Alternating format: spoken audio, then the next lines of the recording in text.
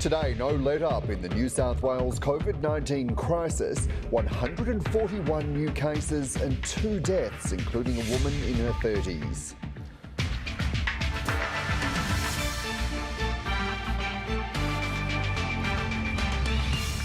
Absolutely disgusting.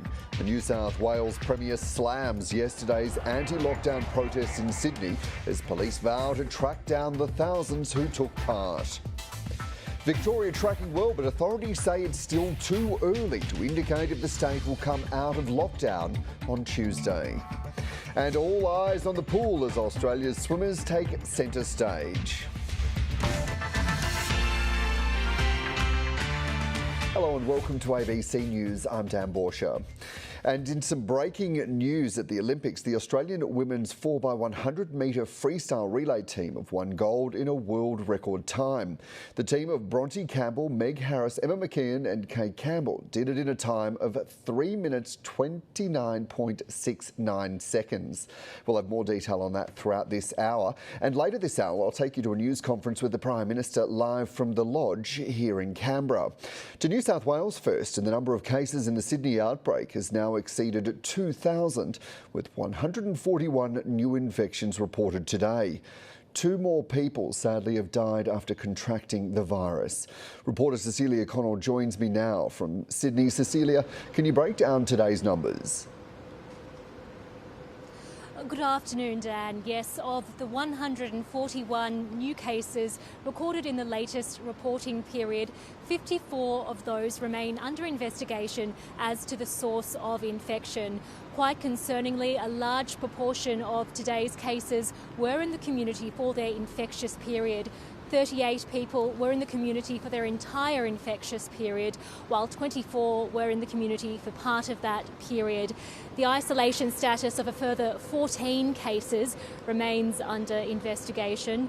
Now, today's 141 new cases brings the total number of cases since the Delta outbreak began in Sydney last month to 2,081.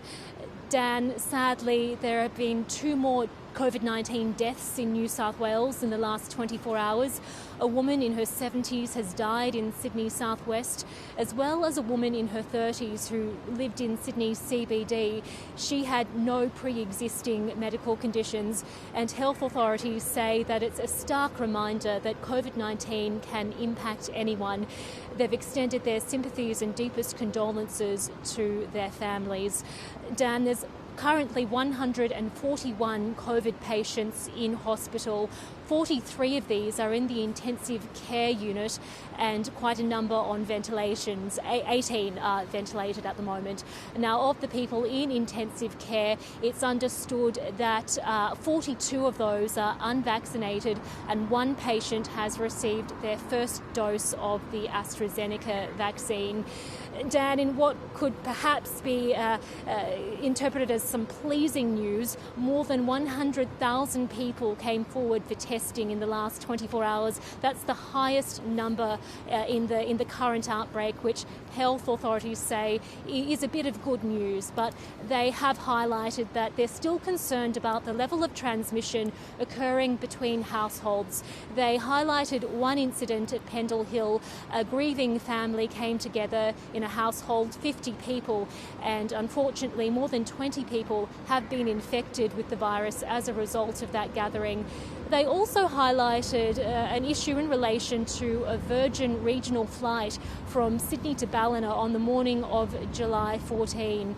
A man who had come into contact with the virus at a Sydney workplace boarded that flight. He'd been told to go into isolation for a period of 14 days and to get tested.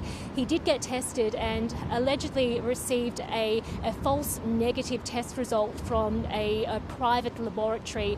He was supposed to be isolating regardless of that result, but he did board that flight.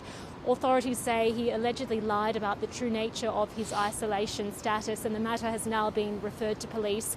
He's now located in Queensland, and health authorities across both states are working together to identify any potential exposure sites. Cecilia, we saw thousands of anti-lockdown protesters take to the streets of Sydney yesterday. The Premier has spoken about that this morning. What did she have to say?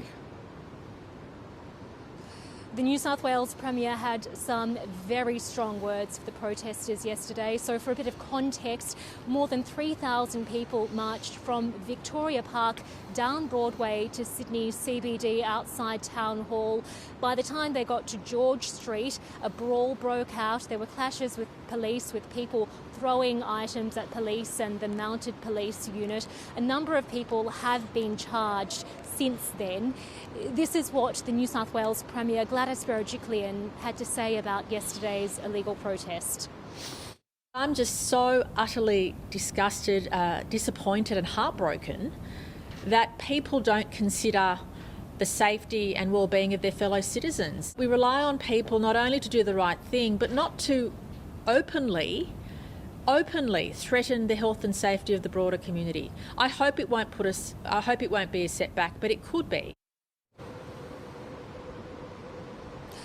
Police have issued hundreds of infringement notices since that time. They've established a strike force consisting of 22 detectives who will be reviewing CCTV footage from buildings in the area. They're also calling on citizens who may have seen any footage posted to social media to pass that vision to them. They are hoping that more arrests will be made in the next few days in regards to that. Here's what the New South Wales Police Deputy Commissioner Gary Warboys had to say.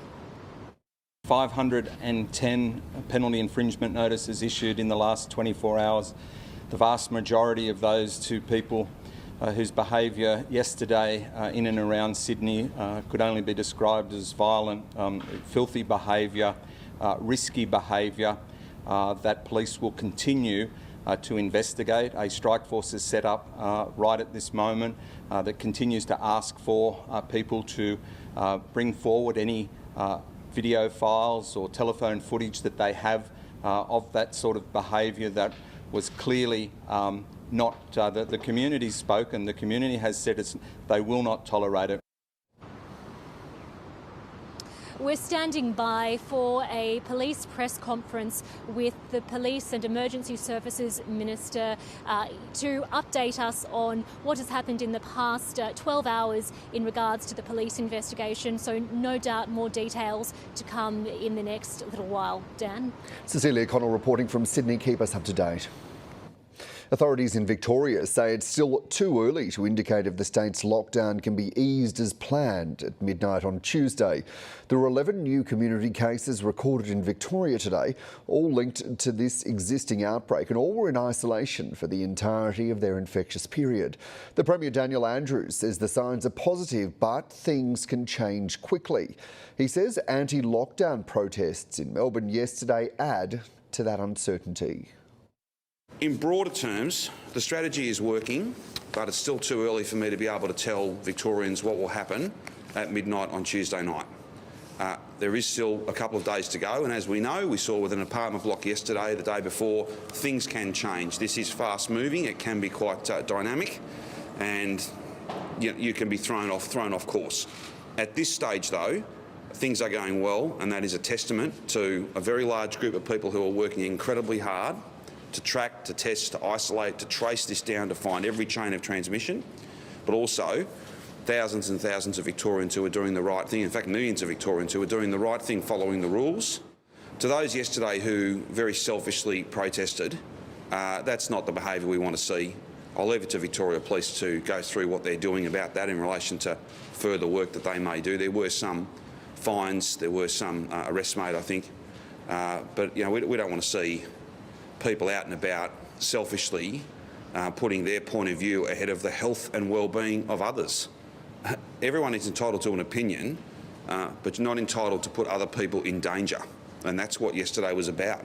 Ultimately, selfish behaviour that puts many, many other people in real danger. I just hope that it doesn't have an impact on cases and doesn't have an impact on the sort of rules that we all have to live under. Passengers on regional flights across Queensland are ordered into isolation and no longer considered at risk of COVID-19 exposure. Health authorities have uncovered the source of infection for a COVID-positive flight attendant in Brisbane last week. They say the woman caught the Delta variant from a man she collected from Ballina Airport on July the 14th and drove back to Queensland. The man had left Sydney during lockdown while infectious. They were tested on the 12th of July because they were a close contact. They'd been notified by New South Wales Health that they were a close contact. The details of what happened from then are a bit complicated, and I'm sure more details will come to light. It does appear that from that point, on the 12th of July, they should have been in isolation, and because they were in Sydney, they should have been locked down. It does also appear, though, that there was a lab error in the initial reporting of their test results. They flew from Sydney to Ballina on the 14th of July on flight VA1139. New South Wales Health is responsible for contact tracing all of the other passengers on that flight. They were then collected from Ballina Airport by the flight attendant that we reported positive in Queensland on Friday. She picked up that passenger from Ballina Airport and drove him back to Queensland. So it does appear that the flight attendant we reported on Friday caught COVID from the passenger on this flight to Ballina. Therefore, we would consider that the index case for this outbreak. Because that was the 14th of July, it means we're no longer concerned about those flights on the 12th and 13th of July, nor especially concerned about the risk in Gladstone, Longreach or Hervey Bay. That would now be a similar risk to the rest of the state, and Health will advise those passengers who had been in isolation of that outcome and those arrangements. Both cases, though, both these positive cases have been active in and around Brisbane and the Gold Coast. More locations were identified yesterday and they've been put on the health website, and we may well expect more in coming days, but it underlines that the risk in Brisbane and the Gold Coast in particular remains very, very real. The wearing of masks continues to be incredibly important, and we just urge everyone in Brisbane and the Gold Coast to keep an eye on the alerts that Queensland Health issues. South Australia has recorded 3 new cases of COVID-19, all in strict home quarantine. 2 of the 3 cases linked to the South Australian outbreak, bringing that total to 18, while the other is a returned traveller in hotel quarantine.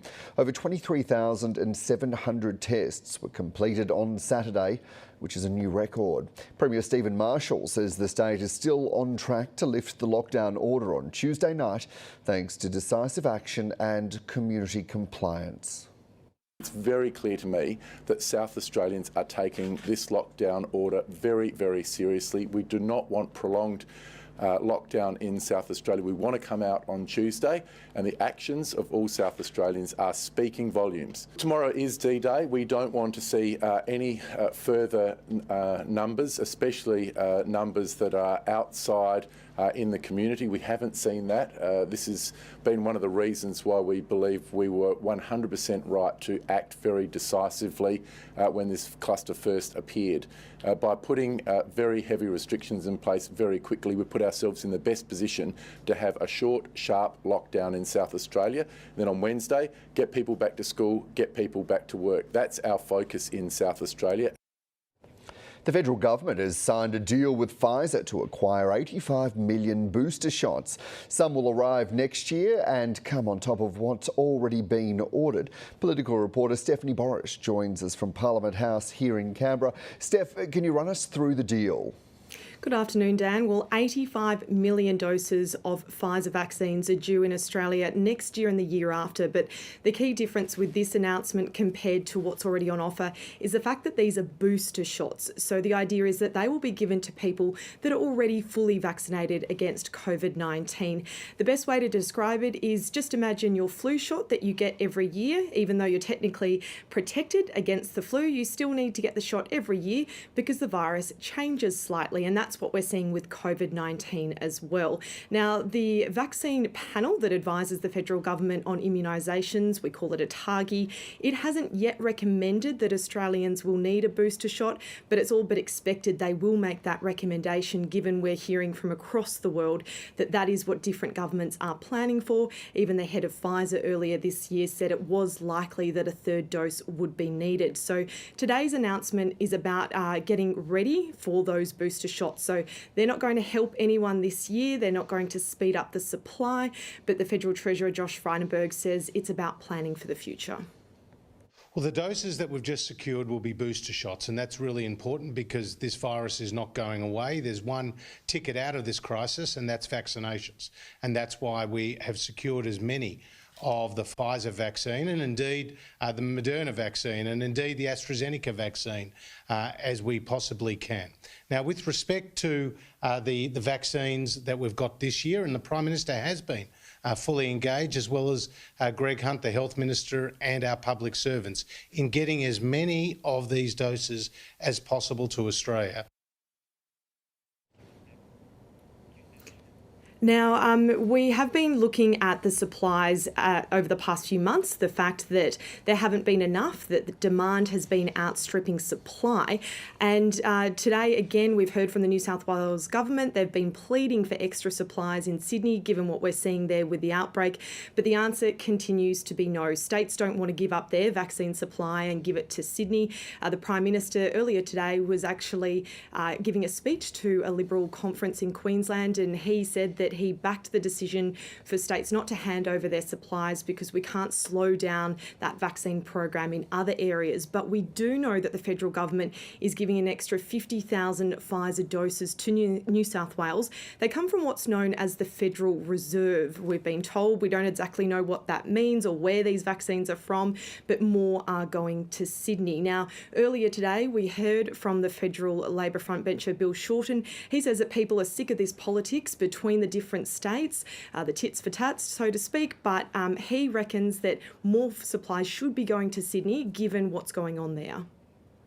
Part of me thinks that we shouldn't be in this mess at all, Sydney, Melbourne or anywhere, if we had a proper vaccine rollout. I'm just sick of Australia that we've become the United Nations of Australia. I'm sick of the fact that we're 8 mini countries. Now, I think in Victoria and the rest of Australia, if there are unsubscribed, unscheduled vaccines, Sydney's where the trouble is. So, like, we're Australians first. We're cheering our team on in Tokyo, but here we're in the Hunger Games, and I think people are over the squabbling. So, Dan, exactly where are we at now with the vaccine rollout? Well, 40 million Pfizer doses are expected over the rest of this year. Some have already arrived, but the majority are coming from now until Christmas. Of course, there is ample supply of the AstraZeneca vaccine, which is being made locally. And we did hear from a TARGI yesterday saying that people in Greater Sydney should consider getting the AstraZeneca vaccine no matter what their age. And that's due to the risk of contracting COVID and also the lack of Pfizer supplies. Now, we are expected to hear more details on this vaccine rollout shortly when the Prime Minister stands up here in Canberra for a press conference. And you can see the live shot there from the Prime Minister's residence, the Lodge. Here he comes now. Thank you, Stephanie Boris. Well, a magnificent effort in the pool. Our golden queens of the pool have taken the 4x100 women's relay, and it was daylight second, taking the silver. It was an extraordinary performance from Meg Harris, Emma McKee and Kate Campbell and Bronnie Campbell as they absolutely blitzed the field, and I think that's really lifted the spirits of Australians right across the country today. But a special shout out too to Molly Callahan and Maddie Wilson, who did the hard work in the heats as well, building up to that final. So a truly tremendous Olympic moment for Australia, and I think something that Australians are celebrating all around the country. Also, congratulations to Jake McLaughlin taking that silver. He was joined by Elijah Whittington in the final, and Brendan Smith picking up that bronze earlier today as well. Hopefully there'll be many more in the pool and so many other areas where Australians are competing, but that 4x100, that's quite a way to bring in your first gold medal at the Olympics in Tokyo, and it's tremendously exciting. Can I make a number of announcements and updates, and then happy to take questions. First of all, as has already been announced by a statement earlier today, 85 million doses for boosters for 2022 and 2023 have been secured in a new contract put together with Pfizer.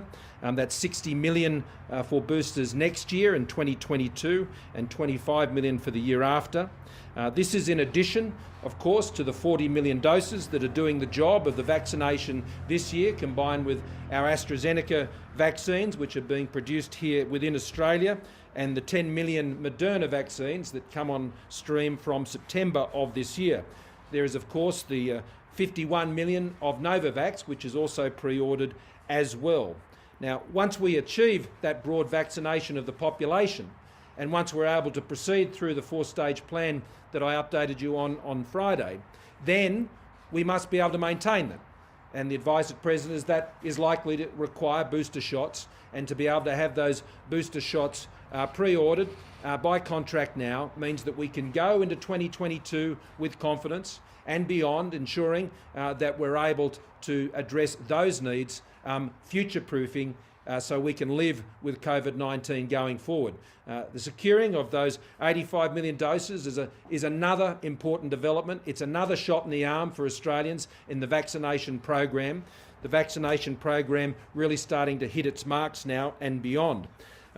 We can go in next year with greater confidence. The supplies will be provided over the course of the year to meet any of those booster requirements as we're advised to need to put in place. Secondly, on the vaccine, a record Saturday yesterday, more than 100,000 doses delivered yesterday. That brings it to 11.14 million. We have 38% of the population now that has had at least one dose, over 16% now with two. 62% of those over 50 have now had one dose, and 22% double doses. And for those over 70, we've got 77% of those over 70 have now had their first dose, and 37% have had two doses. In the past just 6 days, we've been able to administer 1 million doses. So we're now able to deliver those 1 million doses even under a 7-day period. And that is really hitting the marks that we'd hope to be hitting with that rate of vaccination now. Certainly, we hope to have higher overall levels of vaccination now, as I indicated earlier this week. But the vaccination rates we're achieving on a weekly and a daily basis are certainly the marks we'd hope to be hitting by about this time of the year. And that means we will continue to make up ground. I want to welcome the updated ATAGI advice that was provided, and you became aware of that. That was on the 24th of July. And I just want to read it so it's very clear what ATAGI are saying. And it relates especially to the New South Wales outbreak. All individuals aged 18 years and above in Greater Sydney, including adults under 60 years of age, should strongly consider getting vaccinated with any available vaccine, including COVID-19 vaccine AstraZeneca. This is on the basis of the increasing risks of COVID-19 and ongoing constraints of Pfizer supplies. In addition, people in areas where outbreaks are occurring can receive the second dose of AstraZeneca vaccine 4 to 8 weeks after the first dose, rather than the usual 12 doses to bring forward optimal protection. And so having those vaccines is incredibly important. I welcome that advice. There are some 1.3 million AstraZeneca vaccines that are available. They're in the fridge, they're ready to go, and we particularly need to see them getting into state-based distribution systems in New South Wales. The GPs in New South Wales have been doing a terrific job. They've been doing all the heavy lifting on AstraZeneca, especially in New South Wales, and they'll soon be joined by the pharmacists as well, so we can start lifting those vaccination rates even further. There have been some inquiries regarding the availability and supply of New South Wales vaccines, especially in relation to Pfizer. So let me clarify the situation. On the week commencing 5th of July, which is the week in which the Premier contacted me, New South Wales, both GPs and the state distribution centres, were receiving 147,720 doses of Pfizer per week. The week commencing next week, they will be receiving 90,000 more than that. 90,000 more than that. That does not include the additional 50,000, which I extended to the Premier on Friday, or the additional 150,000 they've already received over and above their previous allocations. Their allocations going forward into this next week is 90,000 more Pfizer each week than it was back in the week commencing the 5th of July. And in the week following, it goes up to 110,000 above what it was back in the beginning of July and the week commencing the 5th of July. So that is a significant increase that we've seen since the early part of this month to where we are now. So there was the 50,000 extra last Friday on top of allocations. There was the 150,000 additional that was provided after the Premier's call to me on the 7th of July, and the Pfizer allocations now ramping up by a further 90,000 on what they were getting earlier, and that is predominantly being distributed through the GP network, which has been doing the lion's share of vaccinations all around the country. I also want to note some progress on the federal government supports regarding income support payments, especially to New South Wales. $331 million has now been paid out in New South Wales in income support payments of the 600 and the 375 and the earlier payments since the lockdown began. And that is some 660,000 grants that Service Australia have been able to process in that time, and has supported 394,000 individuals across New South Wales. Now that is quite a Herculean effort by Services Australia to get that much money out the door that fast at the JobKeeper rates of December quarter last year, and getting those payments right across the board to those who've lost their hours. Now we anticipate, based on the current registrations for the scheme, and this may increase, that will mean that the federal government will be providing income support into New South Wales at a rate of $220 million every single week to support those income support payments. 97% of that is actually in the Greater Sydney area. So Greater Sydney, New South Wales more broadly, will be receiving some $220 million ongoing each and every week to help them through this lockdown, to support the lockdown by ensuring people stay at home. Now, in addition to that, you're already aware that the Commonwealth Government has committed some $250 million a week to support the 50-50 business support program, which is being administered by the New South Wales Government. So that puts us in the vicinity of $500 million a week from the Commonwealth Government to be supporting and backing in the New South Wales Government in both income support and business support to get through this crisis. In Victoria, I can tell you that since applications opened on Friday, 52,000 claims have so far been granted. Just under $30 million is already out the door to support people across Victoria, and that has been paid since last Friday's applications, and processing continues today, and we expect those numbers to rise further, and we'll provide further updates to that end. So, a golden day in the pool. In terms of vaccines, what we've seen is another record day yesterday, and in terms of support that is needed in New South Wales, continuing to deliver that support for as long as this lockdown takes, because that is the primary method by which we will be able to get this latest outbreak under control. Finally, let me just say I extend my commiserations and sympathies to those families of the two individuals that have lost their lives to COVID. Every single time that occurs, it is a terrible tragedy, and that's why I urge people to go and get that AstraZeneca vaccine, get the Pfizer vaccine, and ensure that we continue to meet these marks and protect the population. So the extra 50,000 Pfizer doses that you've found for New South Wales, can you tell us where has that come from? Is there a federal contingency, and if so, how much is in that contingency? And just secondly, we've accessed COVAX, the facility before, to get more Pfizer. Is that another option that you're considering to get more doses here? Well, on the latter point, we're always maximising every possible channel to get as many vaccines as we can, particularly in the next few months. Once we get into September, then the supplies are significantly greater than they are now. But let's not forget, there are now 1 million Pfizers turning up every week. 1 million Pfizer doses now turning up every week, which is what has enabled us to be able to lift the levels of supply that are going into all states and territories, but particularly New South Wales. There are small variations in supply and delivery which from time to time may ensure that there's tens of thousands of doses that might be free at any given time. That is a simple supply and demand issue. It is not a contingency. We are distributing as far as we possibly can every single dose we have. Every single dose we have. And that's what we've been doing here. We had planned to increase the dosages going out to all states and territories, including New South Wales. So there is that 90,000 extra from this week coming that is going into New South Wales. And in addition to that, there is the 200,000 additional doses that have been made available to them over the course of this month. Prime Minister, the New South Wales Treasurer has warned today that people are in danger of falling through the cracks, particularly those on income support who aren't eligible for the COVID disaster payments. There was a COVID supplement in place last year. That's no longer the case.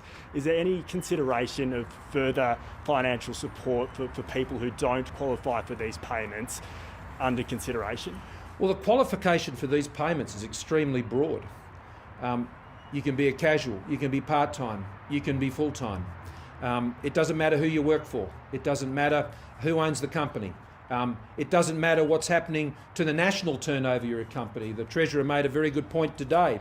Under JobKeeper, there would be people in New South Wales who wouldn't be getting these payments because their overall turnover of the company, which operates across many borders, would have seen them not be eligible.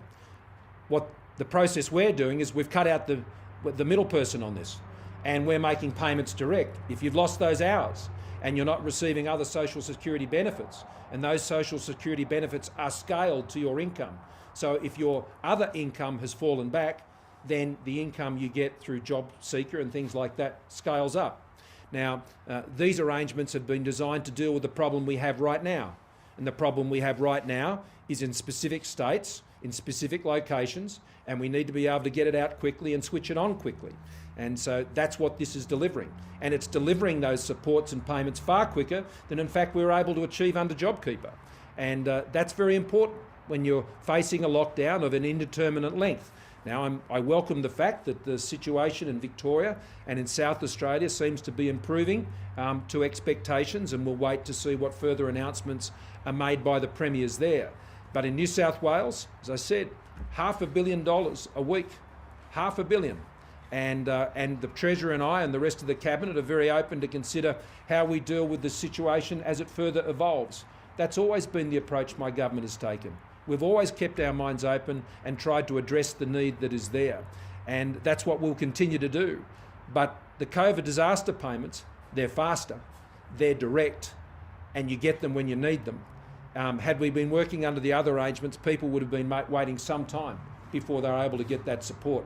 So it's been a very effective mechanism, as the numbers that I've outlined to you, I think, demonstrate. On the anti-lockdown protest yesterday, your coalition colleague George Christensen promoted and was at one of them in Queensland. Former coalition colleague Craig Kelly supported these protests. What would be your message to those people who went to these protests yesterday? And is there any explanation, any excuse for a federal politician to support these sort of demonstrations? Well, I'll deal with the second issue later, in a second. Let me deal with what we saw in Sydney yesterday. Of course it was selfish. It was also self-defeating. It achieves no purpose. It will not end the lockdown sooner. It will only risk the lockdowns running further. Now, there was 100,000 people who went and did the right thing yesterday and got tested in New South Wales. There were 40,000 people who went and got vaccinated, both at state and GP-based distribution points of presence. There were millions of Sydney-siders who stayed home. They're the ones who are bringing an end to the lockdown sooner, not those who are putting themselves at risk, those around them at risk, particularly the police at risk. And that was a very selfish act. And I think it offended many fellow Sydney-siders. People understand there are frustrations with lockdowns, but that type of behaviour doesn't help anybody. Selfish behaviour doesn't help anybody. And so in a city under lockdown, to engage in that was reckless and it was selfish. Now, as for other parts of the country that aren't in lockdown, well, there is such a thing as free speech, and I'm not about to be imposing those sorts of restrictions on people's free speech. In Queensland, there are not lockdowns. And the nature of that event, to the best of my knowledge, that the one you referred to, was very different to the event that was in New South Wales. And I think to draw a comparison between the two, I think would not be accurate. And in terms of other members who are not in my party room, they can explain their own actions. ATAGI advice. Can Sorry. you please clarify something for me? Yep. Will giving the AstraZeneca jab to anyone over the age of 18 still be at the discretion of the GPs in Sydney? We are seeing reports over time that doctors are not giving it out to adults under 40 that are still consenting to getting that jab. Does this change that? Well, I certainly hope that the GPs would be very mindful of the ATAGI advice. And I think they've been a lot clearer, which is very welcome, about the nature of the risk in New South Wales and in Greater Sydney in particular. And I'm sure that medical professionals would be very conscious, I think, of the advice that has been provided by ATAGI. At the end of the day, it's the individual who makes the choice and provides the informed consent. And that individual should feel free to go to another general practitioner. And I hope that we can now see more AstraZeneca vaccines are made available in the state-based clinics in New South Wales, so they might be able to go and get that opportunity there, which has been very constrained over the recent months. GPs have been the ones delivering AstraZeneca, and so I'm looking forward to seeing, particularly with the comments of the Premier and the Chief Health Officer in New South Wales, a much greater distribution of AstraZeneca through those state-based clinics. The New South Wales Premier, I'm sure, is well aware of those numbers you've outlined in terms of vaccines going to her state. She still wants other states to provide more Pfizer or do more for her state. How much worse do things need to get in Sydney, southwestern Sydney in particular, before you're willing to say we need to rush vaccines there? Well, there's a presumption in the question, and that is about how this lockdown comes to an end. The lockdown comes to an end by the lockdown effectively working. There's not an easy way to bring these cases down, and it's the lockdown that does that work. The vaccines can provide some assistance, but they are not what's going to end this lockdown. What's going to end this lockdown is it being effective and it being effectively put in place and complied with. That's the experience from the other states and territories. What we have is increasing rates of Pfizer supplies and AstraZeneca that is available to all states and territories, including in New South Wales. As I've said, there'll be, by the week commencing the 2nd of August, 100,000 more Pfizer vaccines going into New South Wales every week, and 90,000 more from this week. And on top of that, 200,000 has already been provided to support those efforts. So I think that is a very significant increase in those supplies. But the national vaccine program must work right across the country, and we cannot disrupt its implementation around the country, which will put other parts of the country at risk. And so the suggestion that that could be done and people's appointments in Melbourne would be cancelled for appointments to be created in another part of the city, the other part of the country, would be very disruptive. It would interrupt the rhythm of the national vaccine program, which is hitting these marks now, where we've most recently had 1 million doses in just 6 days. So I don't share the view that this is somehow a competition between states on this. I actually don't share that. I think the national vaccine program all around the country, from Cairns down to Tassie and over to Western Australia, it needs to maintain its momentum, and that means you don't go and disrupt it. We are getting more into New South Wales, as I've said, significant quantities, but we need to make sure the rest of the country maintains the pace, because the Delta variant can present these circumstances in any state and territory in the country. No other state or territory has some special immunity to the Delta variant, and so we want to maintain the pace of those vaccine programs right across the country, and of course accelerate it as best we can in New South Wales. But the way the lockdown ends is the lockdown being effective. Laura. Prime Minister, don't the way the numbers... I can't quite hear you. Don't the way the numbers are unfolding suggest that the lockdown isn't being effective? Does it need to be harder? Does the government in New South Wales have to rethink things? And if we've got this situation where there's an expectation that Victoria and South Australia could come out of the lockdown, but we're looking at months in New South Wales. Once we're clear on those other states, the federal government will actually have to provide something more than just emergency measures. I understand what you're saying about it being short-term, getting the money out the door, but you're looking at a fairly significant economic crisis in New South Wales over months. Yeah, well, that's true, and that's why we'll be pumping $500 million into New South Wales every week, especially for as long as the lockdown continues. But any sort of further impacts of that, then obviously we'll work those through. I mean, this is the government that delivered the single largest measure of economic support the country has ever seen, based on the need of the economy and the Australian people. And that is our view now. And we will continue to do what is necessary to ensure the recovery of our economy to get to the other side of this when the lockdowns are lifted. And so the Treasurer and I and the Expenditure Review Committee of Cabinet, we meet regularly. We met this week. We will continue to work through contingency options and prepare ourselves for whatever set of circumstances may present. So we'll keep doing that. On the second point, or the first point you raised, that is principally a matter for the New South Wales government. I'll be talking to the Premier again later today. But there isn't an alternative to the lockdown. Let me be clear. There is not an alternative to the lockdown in New South Wales to get this under control. There is no other magic bullet that is going to do that. There is no vaccine solution that's going to do that. The lockdown is what is going to do it. It can be assisted by the vaccines, but the lockdown must be effective. The alternative does not bear thinking. And so it's essential that every effort is focused on making sure that lockdown does its job. You have made the commitment a while ago that you want every Australian to be offered a vaccine by the end of this year. Should they want one? Yeah. Should they want one? A lot has happened since then. Do you still stand by that commitment? And when do you expect the newer age group, the 12 to 15s, to be able to get their vaccine? Yeah, that absolutely remains our goal by the end of the year. And we have the supplies to achieve that. And as the distribution and the dosage is demonstrating now, with 1 million in just 6 days now, then that is absolutely achievable. It really is over to everybody else as well now to make sure people go and get those vaccines. And as that supply continues to mount, as we're seeing right now, then those opportunities will see those vaccination rates rise, as we have seen in other countries at this phase of their vaccination program. In relation to 12 to 15-year-olds, as the TGA provided that approval, ATAGI is now assessing that situation and will be providing us further information in mid-August, I understand. And the application of vaccines to those age groups is something we need to carefully consider, both in its application and whether that relates to more vulnerable children with other conditions and things of that nature. That's a first point which ATAGI is considering.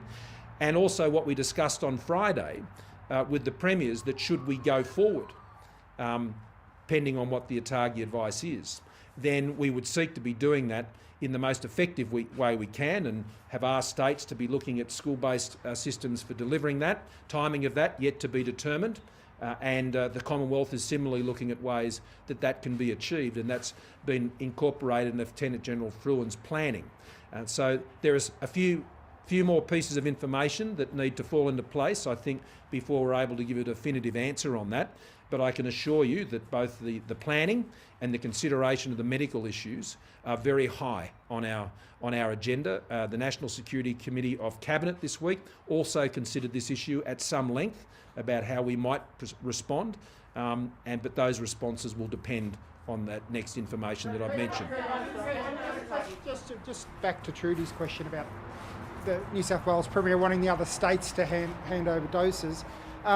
Daniel Andrews said today that if New South Wales could produce modelling that would show that extra doses into southwestern Sydney would make a difference, he'd be happy to have that conversation. Do you have that same view? And is it your view about you saying vaccines would not make much of a difference now?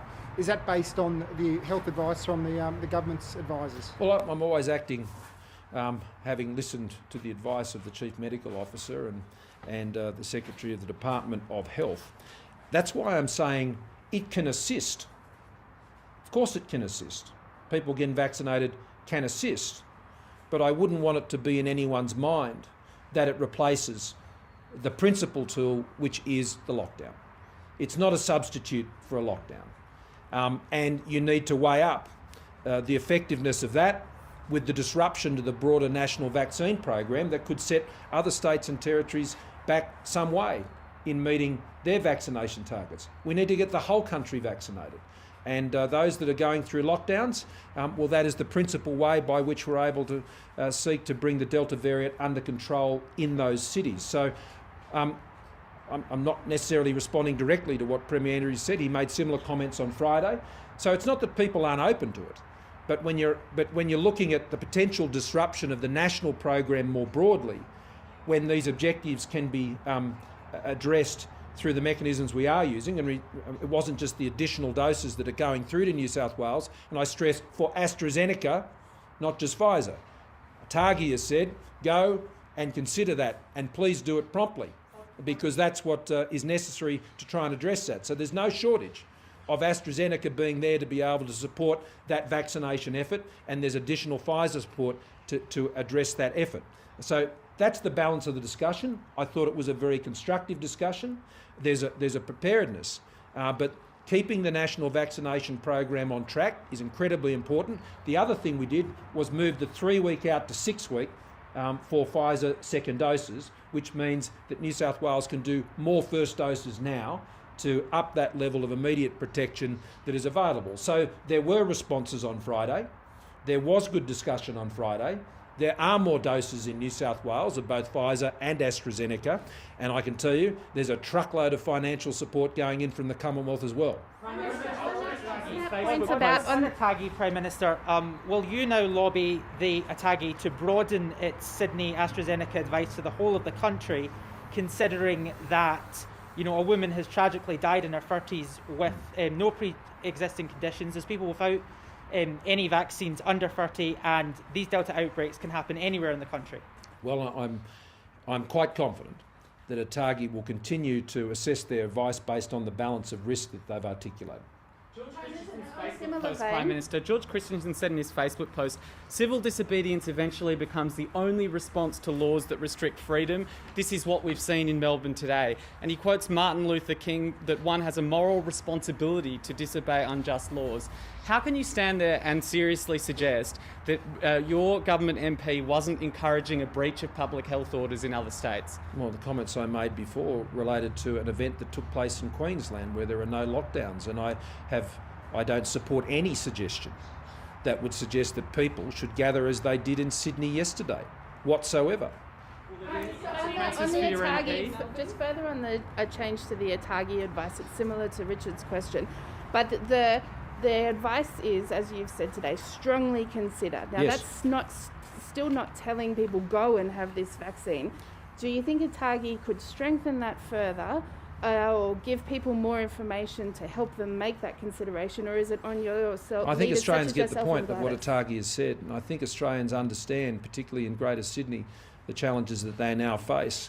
And I think ATAGI have been very clear about the importance of them going and strongly considering those options, and I suggest that they strongly consider that. Prime Minister, on these booster doses, when do you expect them to arrive in Australia, and when do you expect them to begin rolling out? When are we going to be faced with needing booster doses? Well, they'll begin rolling out from the beginning of next year. They'll be available from the beginning of next year, and the supply goes throughout the year. As yet, we don't have definitive advice about the timing of booster doses. Just like last year, we have definitive advice about the efficacy of any vaccines. So this is prudent future-proofing that we've put in place here, and so we'll be guided, I think, by the science and the evidence that is emerging about when second doses are necessary. I think it's only Israel at this point that is about to sort of contemplate going into booster shots. Just so happens that Australia will have administered as many vaccines as the state of Israel within a few days. As they've done, and obviously a much smaller population. So we will continue to watch carefully that advice and that evidence. With so many countries now in different phases of this pandemic and confronted with different challenges, the sharing of this information is incredibly important. So there's nothing definitively yet, but I can tell you, when it's needed, it'll be there, and that's why today's announcement is so important. Do you think there's been a lot of brain done to AstraZeneca that sadly some people are just too afraid to go out and get it, and is ATAGI partly responsible for that? Look, undoubtedly, the events of the past few months have caused some hesitation, and needlessly. This is an effective vaccine that can help save people's lives. We saw it save countless number of lives in the United Kingdom, and it will save lives here too in Australia. There's no doubt about that. So the good news is that its medical potency hasn't changed.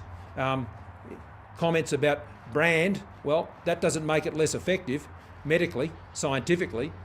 It's a powerful vaccine that helps save lives, and as ATAGI has said, people should be strongly considering going and doing that, together with the other vaccines that are there. And it's just important we get these jabs in arms as quickly as we possibly can. The World Health Organization has spoken in the last little while about wealthier countries talking about third doses, whereas poorer countries are still waiting for potentially their first ones. WHO has said wealthier countries should be looking to donate more doses to the developing world. I know obviously we're contributing a lot through COVAX and through donations to the Pacific and that sort of thing, but in light of that, do you think there is maybe more of a case for us now, having secured all these millions and millions of doses, once we've figured out our second doses, to start donating more to those developing parts of the world? I thank you for your question, and it absolutely enables us to do this. $85 million is 60 million next year. That is more than enough, many times over for us, particularly for single-dose booster shots. And this will equip us, I think, to lean in even further to the support we're providing to our Pacific family. I just spoke to the new Prime Minister of Samoa yesterday and congratulated her, and we talked about this very issue, and there are more doses of AstraZeneca turning up in Samoa this week. I think it's some 30,000 this week are turning up there in Samoa. In Fiji, 500,000 doses, actually more than that, across the Pacific, almost 1 million doses are there supporting that effort.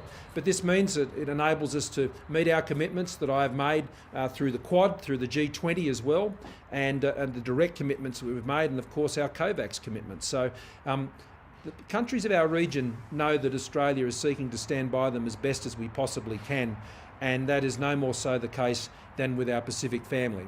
And we're not just sending them doses, we've got teams there helping them, training them to distribute it and plan and do all of those things as well. We've got a Medivac team which is over in Fiji even as we speak. Okay. Under 40 still need to see a GP before agreeing to have the AstraZeneca, and do GPs have sufficient information about the latest advice? Well, it should be clear. They can see a GP. It was never a requirement for them to see a GP. We provided through Medicare the opportunity for them to do that, and to do so at no cost to them.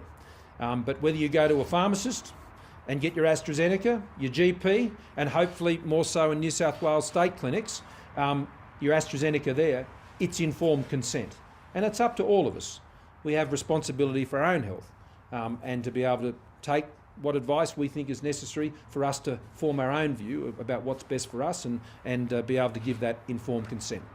Great. Last one. Speech this morning, we may not get every decision right. Are there any decisions you made in relation to the vaccine rollout that you believe you didn't get right? And if so, how would you do things I'm sure there'll be plenty of critics who will be happy to write those up in the history books. What matters is what we do now. That's what matters now. And we've been able to make up ground significantly over the last few months. And when I saw today that we're able to do 1 million doses in 6 days, then that tells me we've turned this around and we're on the right track. So now we've all got our part to play. I know lockdowns are incredibly debilitating. They're frustrating. And you feel powerless when you're in one of those lockdowns. What can I do about this situation? I get that. What you can do about it is you can get vaccinated. What you can do about it is you can stay home. What you can do about it is you get tested if you're showing any sort of symptoms, or you're subject to a testing order because of a close contact or something of that nature. That's what you can do about it. That's what you can do about it every day. And every day we do that is a day closer to where we want to be. Thank you all very much. And congratulations to our gold medalists, our golden girls, the queens of the pool. And we look forward to more of that to come. Thank you all very much. Reckless, selfish and self-defeating is how the Prime Minister, Scott Morrison, there described those who gathered for that protest rally in Sydney yesterday, saying that it was an own goal, if you will, but adding to that point that 100,000 people got tested in Sydney yesterday, 40,000 had vaccination doses and millions of Sydney-siders who stayed home. The Prime Minister there also going into quite a bit of detail about the extra vaccines that have been allocated to New South Wales, 50,000 since last Friday, 150,000 extra and 90,000 additional Pfizer vaccines. And the Prime Minister, Scott Morrison, there paying his condolences to the family members of the two people that have died in New South Wales overnight and saying that that is tragic for their family and friends. Also announcing there that there will be 85 million new doses and boosters in New South Wales, in Australia rather, over the next 2 years. So there's some of the detail that the Prime Minister talked about there. Now to New South Wales, and the police have set up a strike force to track down the thousands of anti-lockdown protesters at the centre of those violent demonstrations on Sydney streets yesterday. Hundreds have already been identified and will be contacted, and the government says the protesters are also now obliged to get tested for COVID-19 and isolate. We've been gratified by the fact that over 5,000 reports have been made to Crime Stoppers from members of the public. Even more importantly, over 200 people have so far been identified, and police are currently following those people up to take appropriate action. That action may range from infringement notices right through to being put before the court on charges. What we have said is that anybody that was there yesterday has a moral obligation to self-isolate and be tested until a negative return occurs. If that doesn't occur, it would only take 3 or 4 people that were there yesterday for yesterday's event to be known as a super spreader. So you did the wrong thing yesterday. Do the right thing by your families today. Get tested and isolate. Briefly to the weather around the capital, sunny and 21 in Brisbane, windy and 15 in Sydney. It's cold and chilly here in Canberra. Melbourne showers increasing in 12 degrees, a shower or two for Hobart. Wet 2 for Adelaide. Perth a shower or 2 and 20, and mostly sunny in Darwin.